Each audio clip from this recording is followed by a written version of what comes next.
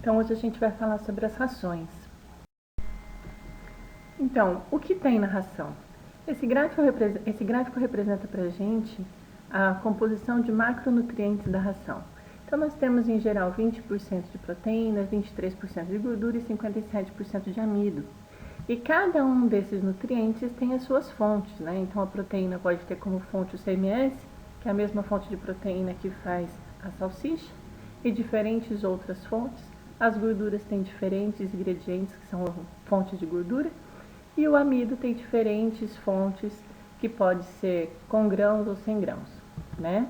E tudo isso somado é importante para que nós tenhamos a composição e formato do pellet ou kibble, né? Porque esse alimento é extrusado, ele não é pelletizado.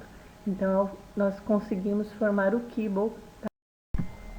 E aí você me pergunta por que tem tão pouca proteína na ração. Quando a gente pensa no cão, a gente compara muito com o lobo, né? Que precisaria comer grandes quantidades de carne. Mas a gente não pode esquecer que os cães são carnívoros oportunistas, né? E assim como na tua casa e na minha, eu imagino que para você também seja mais difícil comprar fontes de carne, né? Que dentro daquilo que a gente come é o que tem mais alto custo hoje. Quando a gente acrescenta muita proteína na ração, a gente altera a formação do kibble, tá? Então também tem essa função estrutural no grãozinho da ração. Mas e aí, atende a necessidade nutricional desses cães? Eu fiz aqui uma tabelinha só para a gente poder fazer uma comparação. Se a quantidade de proteína que o cãozinho come na ração atende ou não a necessidade nutricional dele. Então eu coloquei 5 diferentes faixas de peso, né? Então para cãezinhos de 5, 7, 10, 15 e 20 quilos. E eu utilizei como referência de quantidade de consumo da ração a informação do rótulo, tá? Se esses cãezinhos têm que comer então de 87 a 246 gramas. Quando a gente coloca 20% dessa porção, que seria a quantidade da proteína da ração, eles estão comendo por dia de 17,4 a 49,2 gramas por dia, né? E aí, isso atende à necessidade? Se a gente pegar a principal tabela de exigência nutricional para cães e gatos, que é o NRC, lá tem uma coluna que diz pra gente assim, necessidade de proteína por peso metabólico. Eu não vou entrar no mérito de como calcula esse peso metabólico, acho que é muita informação para agora, mas se vocês acreditarem em mim, eu já trouxe o cálculo aí pronto, tá? Então, esses cãezinhos, né, com peso de 5 quilos teriam que comer praticamente 11 gramas de proteína, enquanto que os cãezinhos de 20 quilos teriam que comer 31 gramas de proteína. Consequentemente, mesmo essa ração tendo apenas 20% de proteína na sua composição, atende e ainda sobra um pouquinho da necessidade de proteína do cãozinho, certo? Então tá aí explicado por que a gente não precisa de tanta fonte de proteína na ração assim. Júlia, o que significa isso na prática? Se esse animal comer pouca proteína, ele não consegue sintetizar o músculo. Mas se ele comer muita proteína, ele não sintetiza mais músculo do que o necessário. Ele sintetiza aquilo que precisa. Consequentemente, ele excreta o que sobrou, aumentando também, através dessa excreta, a contaminação ambiental. Então, mais um motivo pelo qual as rações usam poucas proteínas na sua composição. Mas então, assim, é tudo igual? Então eu posso simplesmente pegar a ração de menor proteína do mercado e tá tudo certo? Não, não é tudo igual. Como eu falei no comecinho, existem diferentes fontes de proteína, né, que a gente pode usar na composição da ração. Consequentemente, essas diferentes fontes vão afetar diretamente na digestibilidade dessa proteína. Mas, Julião, o que é digestibilidade? Para ficar fácil de entender, eu costumo falar para os meus pacientes, ou até mesmo para os clientes aqui da nossa loja, que digestibilidade é o quanto que o animal aproveita daquilo que se come. Então, se eu estou fornecendo um alimento para ele com uma digestibilidade de cerca de 90% da proteína, significa que de cada 100 gramas de proteína que esse animalzinho come a partir dessa ração, 90 gramas ele aproveita e 10 gramas vira cocô. Ficou fácil de entender? Espero que sim. Além disso, existem diferentes custos.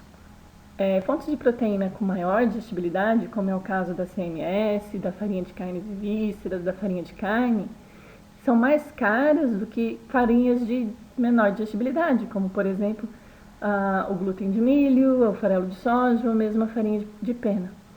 Eu grifei aqui a farinha de pena porque comparado o teor de proteína total que ela contém, ele é superior até mesmo ao CMS.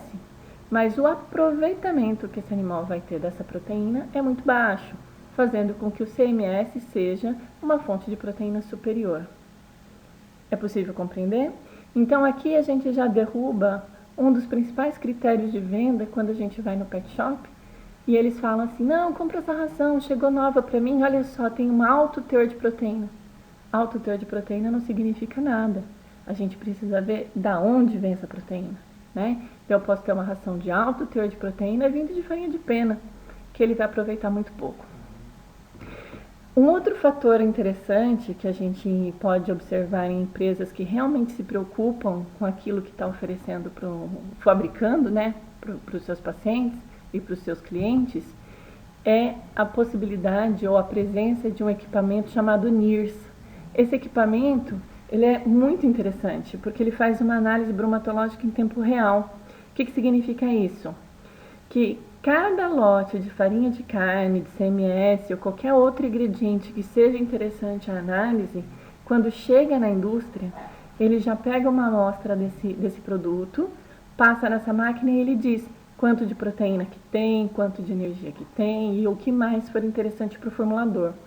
Dessa forma, o formulador ele tem muito mais controle e precisão da quantidade dos macronutrientes e dos micronutrientes também dessa dieta. Por isso que consegue fornecer e formular um alimento que atenda tão de forma justa a necessidade do paciente.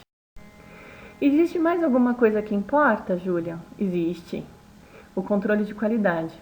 Empresas idôneas investem em controle de qualidade. Mas o que isso significa na prática? Isso significa que se você não tem controle de qualidade, você tem um alimento produzindo nesse tipo de instalação. Se você tem um sistema de qualidade implementado, você tem um alimento sendo produzido nesse outro tipo de sistema ou esse outro tipo de instalação. Ou seja, é o controle de qualidade que vai garantir que o alimento que está sendo produzido contém o mínimo possível de contaminantes e variações. E o que isso significa na prática? Isso significa que, me desculpa, é impossível você ter o barato e o bom ao mesmo tempo.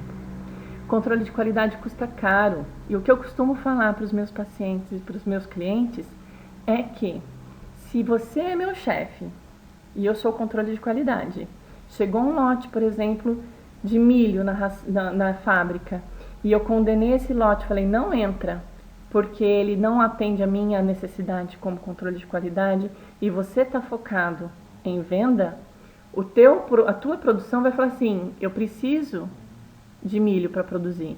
E aí você vai falar para mim, controle de qualidade assim, deixa entrar, eu preciso produzir e eu preciso vender. Consequentemente, a gente perde o controle dos contaminantes. Agora, se você é uma empresa responsável, idônea, e que garante a qualidade do seu produto, a produção vai ficar parada se o lote não está permitido entrar, até chegar um lote que atenda às exigências do controle de qualidade. Foi fácil de entender? Espero que sim. Então, não é só porque tem se falado tanto de quantidade de amido que tem na ração, de contaminantes, etc., que todas as rações são a mesma coisa. Nós temos muitas variedades no mercado, variedades que realmente não são tão boas assim, mas nós temos muita coisa boa. Então a gente consegue sim, através desses pouquinhos itens que eu falei para vocês, já conseguir começar a diferenciar o que é bom do que é ruim. Eu ainda não pude falar dos outros ingredientes, mesmo porque o mais caro é a proteína. Mas depois a gente volta a falar sobre o amido. Tudo bem? Boa noite, fiquem com Deus, boa semana.